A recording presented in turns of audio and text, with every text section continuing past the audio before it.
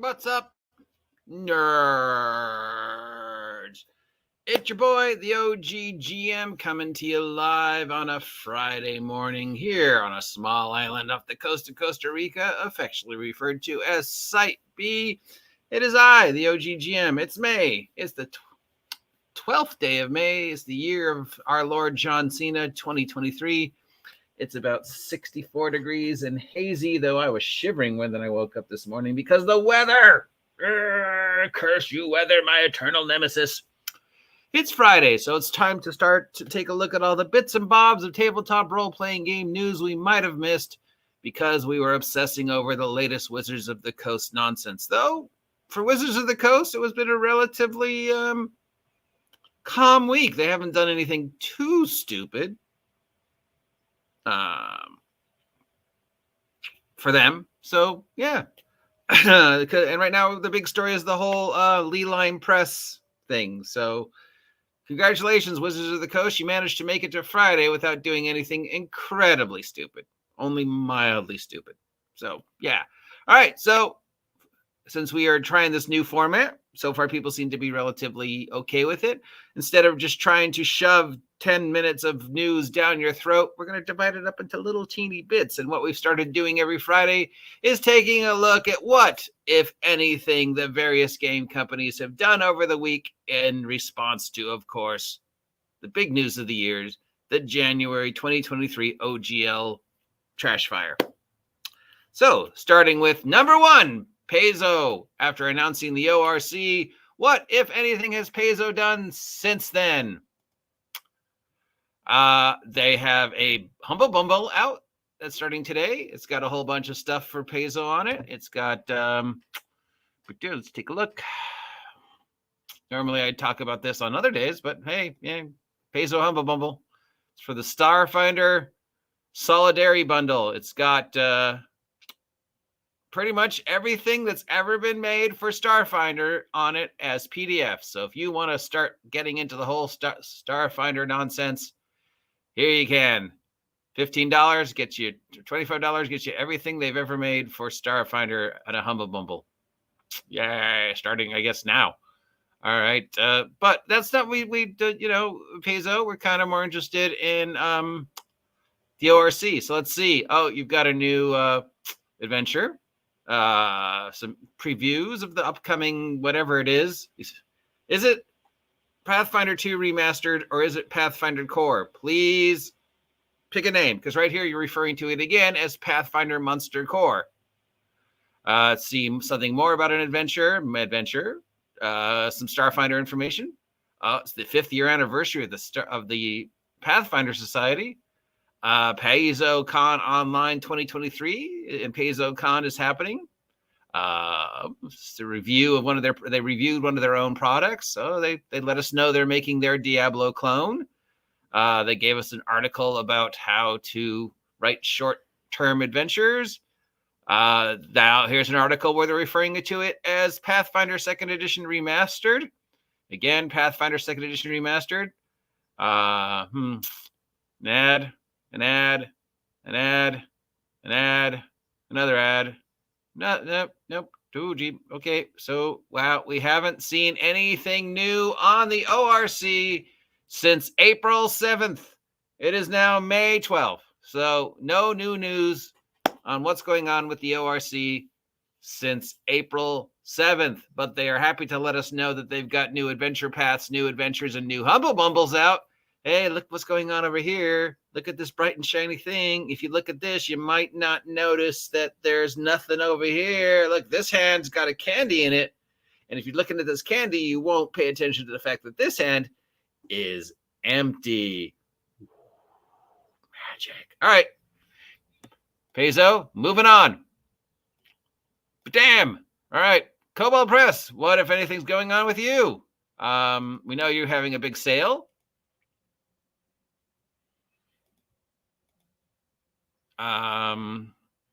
Let's see. Yeah. They're having a big sale on all their digital product to the end of this month because they're moving digital warehouses and I guess physical warehouse. So if there's any Kobold Press stuff out there that you want to pick up, A lot of their older stuff is marked down. Remember, they've been churning stuff out since the early days of 5e. In fact, they were one of the first to jump on the 5e open source bandwagon back in 2014. And they made a lot of stuff for 3. So, and 4, and all that stuff is on sale right now. Here's some stuff on the Paladin orders. So I guess that's part of the playtest for Tales from the Valiant. There's some new monsters, some maps. Here's some information on their campaign setting Midgard. Is that going to be the new campaign setting for Tales of the Valiant? But as for actual news for Tales of the Valiant, no new news since May 5th. Though we do know it's going to be kickstarted by, I believe, the 23rd is when the Tales from the Valiant Kickstarter will start. And as we know from the Tales from the Valiant Kickstarter information, the playtest will be available as part of the Kickstarter. So if you want to continue playtesting it, you got to sign up for it. They didn't explain it. They just said that once the Kickstarter began, probably a better way to say that. Whatever playtests they're doing will be part of the Kickstarter, which I kind of always thought it should have been. I always kind of thought that parts of Kickstarters should be also allowing people to have some say in the development of the game. Right? Maybe? I don't know. I always thought the two should sort of go together.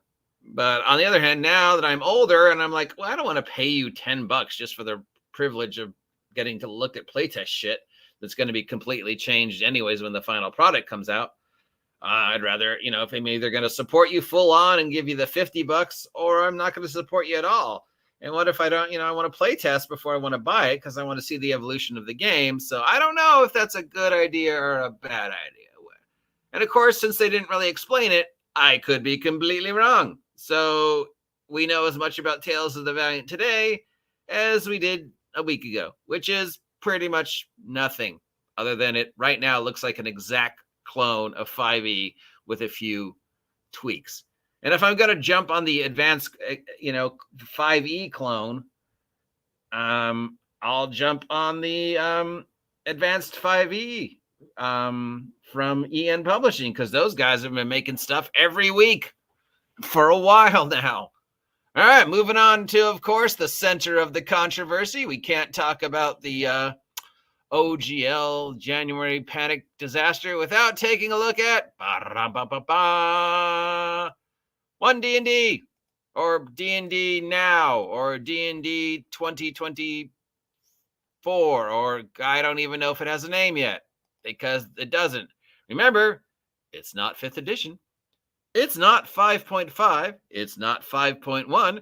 It's not 6th edition. It's something brand new. It's something that's never been done before. It's an amusement park. It's an ecosystem.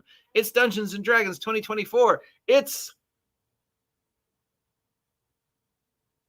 doesn't have a name. So D&D Now, D&D Next, D&D Evolved, call it whatever you want, We know we're going to have to buy new shit no matter what. All right, so anything new? No, nothing new. They said there's going to be at least 2 more play tests after the one that came out on the beginning of the month, but I don't know what's left to play test. Obviously, more rules and maybe some of the monsters and some things that they have already said about Player's Handbook playtest that makes us go, Urgh. Hey, remember earlier this week when they said Warlocks don't have any specific class identity because we took all the class identity out, so there's nothing to make Warlocks any different than any other spellcasters. In fact, now they're kind of weaker than regular spellcasters because they don't get their spells to higher levels. So why not just make them a sorcerer bloodline then? Or a specific mage build type, because you break down Warlock, it's only got 2 or 3 things going for it that makes it different enough from a wizard to really want to be playable. And then Warlock is more all about just coolness and role-playing and kitschiness and uniqueness. And you're either going to go for the combat-optimized Eldritch Blast build or the combat-optimized Halberd Paladin Warlock. What's it called? Sentinel build. Or you kind of more focus on the, well, I'm a warlock. My big thing is summoning demons, but we just got all rid of that. And while our brains were still percolating over that, they then released the whole thing about wizards and the new scribe spell and the new modify spell. Yes, the spell is called scribe spell. And you have to waste an entire spell slot to cast a spell that does the exact same thing that the previous mechanic for copying scrolls did. So really, I don't see the point. And then after announcing those two blockbusters of dumbness, Wizards of the Coast kind of just sat on its laurels this week. Other than the whole, we're going to give a sneak peek at Big B's. And what we mean by sneak peek is we're going to show you the figures that WizKids is making, except we're not actually going to show you the figures that WizKids are making for the Big B's Giants book. We're just going to tell you that there's going to be some figures. And some of them might include these. And here's some names. Pictures? No. But we are going to let you know that we are working on something that may contain something that might be this. And then, but other than that, pretty calm week. Pretty calm week. Until about 10 minutes ago. Because we can't have anything nice, can we, Wizards of the Coast? No. Look what they just announced. Aha. Am I the first to mention this? I think I am. I haven't seen anybody else bring this up yet.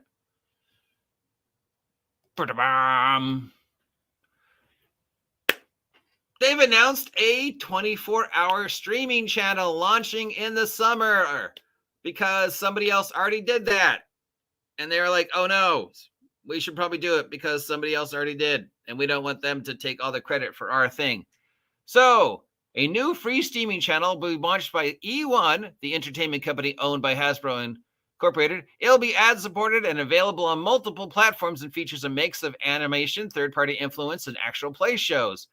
The old 1980s Dungeons & Dragons cartoon will be available for those of you who haven't been able to watch it on YouTube or the Twitch channel. It'll have the podcast of a counterparty. It will have Faster Purple Worm Kill, the comedy game stream that Beatles and Grimm has been doing. And it'll have Heroes Feast, a cooking talk show. So its entire channel.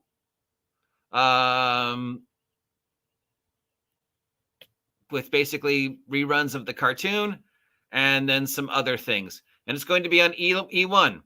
Now, why does that name sound familiar? Oh, because E1 is the entertainment company that they're trying to sell. Also, let us just remember that, Hasbro seems to have forgotten that they signed a deal with Netflix and Paramount Plus.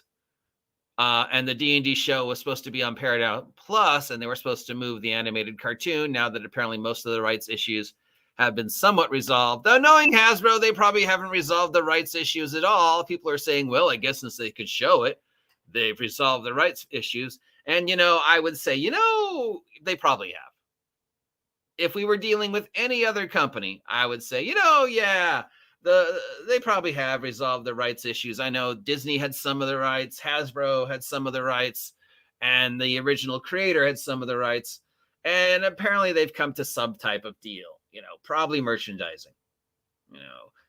Disney, you let us have the percentage of the show that you still own in exchange for us giving you a discount on making action figures that you can sell in the park. And the guy who wrote it, well, here's a lump sum. Okay. And if it was any other company, I'd be like, yeah, that's probably what they did. And probably they just didn't mention it because they were just like, nobody really cares about this. So we're just going to keep it under wraps. We're not even going to tell anybody that was actually purchased it. Kind of like how they didn't tell anybody Honor Amongst Thieves was on Amazon since the 3rd. If it was any other company. But since it's Wizards of the Coast, in response to this guy saying, well, it looks like they've solved the license puzzle, I would say no. It's Hasbro. So for all we know, they might have just said, screw it. Disney and that other guy aren't going to do anything. Let's just show the show. What are they going to do? They haven't done anything so far. So yeah, they might have won they might have come up with a deal with Disney and the guy, or they might not have, because it's Hasbro. And considering it's Hasbro, I'm more likely to think no, they didn't come up with a deal. They're just showing it and hoping nobody notices. Except it's coming from a channel, the E1, the game company that the media company that they're trying to sell but haven't sold yet. So have they just given up on selling E1? And they're just like, I guess we're stuck with it. We might as well run with it. Or are they like, hey, maybe if we make E1 more interesting, people will buy it. But then if somebody buys E1, what happens to the franchises that you were running that are now linked to E1? Because if I'm CBS and I buy, I don't know, Jersey Broadcasting, then I also own everything Jersey Broadcasting is projecting. So if I sell E1 to, I don't know, CBS, sure, why not? First name I thought of. Does that mean CBS now owns everything that's connected with E1? Because we know the deal is to also own all the previous things that E1 did. And they have done some things besides just video games. They did some of the Saw movies. I don't know if anybody knew that, but yeah, E1 did some of the early Saw movies. So CBS, because that's the first one I thought of, bought E1. We know that they already get everything that comes with the E1 catalog. Does this mean now that they're going to get Encounter Party, Faster Purple World, Kill, Heroes Feast, and the Dungeons and Dragons cartoon? And why are you doing this if you're trying to sell off the company? We'll see if we have any information. And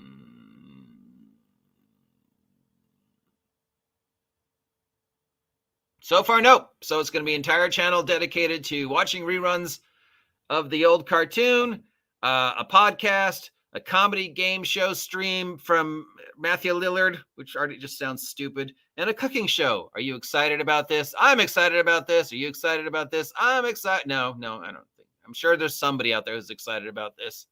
I'm not. Oh, hey. Hello, new voice, JC.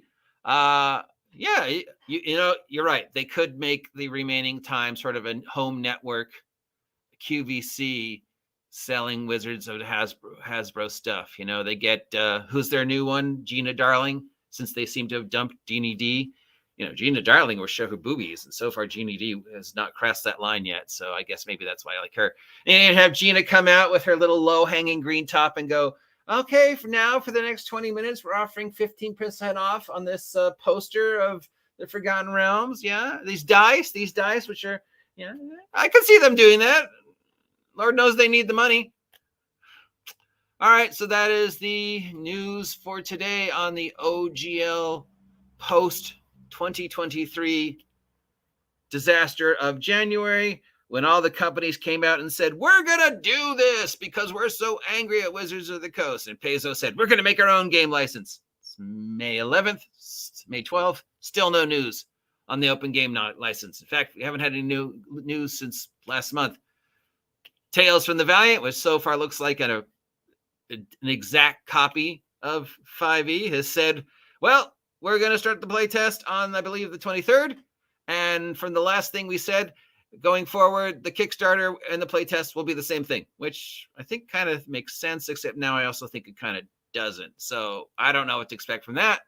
And One DnD has done nothing since last week other than let us know that if you like Warlocks, they're screwed.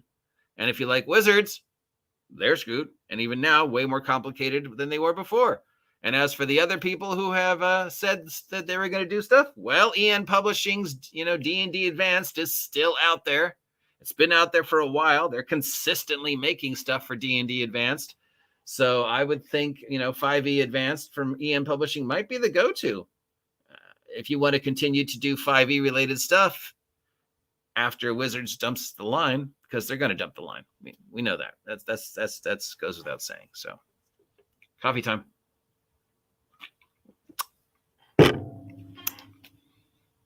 Kelsey Dion finished her thing, Shadow Arc. It's out there. Everybody's talking about it. The inevitable post-success negative commentary is beginning. pretty soon. I mean, people are already going, what are you going to do next, Kelsey? You know, it's been like a couple days. No word from Matt Kelville and his 5e solution. No words from Frog God or Green Ronin and their solutions for 5e. No word yet from all the other companies who said we were going to make stuff under the ORC and we're going to make stuff that is OGL free. So pretty much other than Shadow Dark, no actual successes have come out of the post 2023 January OGL disaster, despite all the people who said they were. No, other than Kelsey, nobody's really finished anything. Except one other person. And that one other person, of course, is me, because I have been consistently publishing post OGL products since January on Big Geek Emporium. So if you haven't had a chance to go over to Big Geek Emporium, link down below, head on over to my shop on Big Geek Emporium, the OG GM Adventures, and purchase one of my 12 issues of Minions on a Mission. Every couple weeks since January, I have been publishing OGL scrubbed system agnostic product under the Minions of a Mission line. So while I might not be as successful as Kelsey, at least I'm doing it. So are my friends Sylvia and Miguel with the Wretchedverse. They're putting out stuff almost every week for Wretched. They have been since January. So despite all the controversy associated with them, at least they're doing something. In fact, between me, Kelsey, and them, more stuff than Paizo, Kobold Press, or Wizards of the Coast, or Matt Colville has done. So I'm just saying, head on over to Big Geek Emporium and buy my merch. That's it for today. I'll talk to you later. Have a great Friday. Stay healthy and stay off my land. Sarcasm? Me? Never.